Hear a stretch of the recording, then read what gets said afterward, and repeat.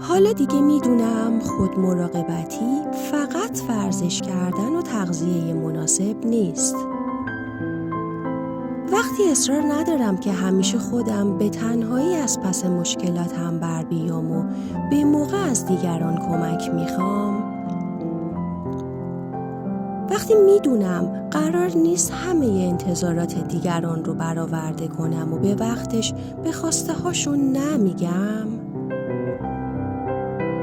وقتی مرزهام رو تو رابطه با دیگران مشخص میکنم،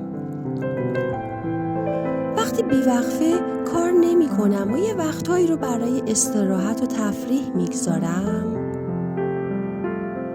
وقتی احساساتم رو سرکوب نمی کنم و در موقعیت‌های مختلف نشون میدم، این یعنی این که دارم از خودم مراقبت میکنم.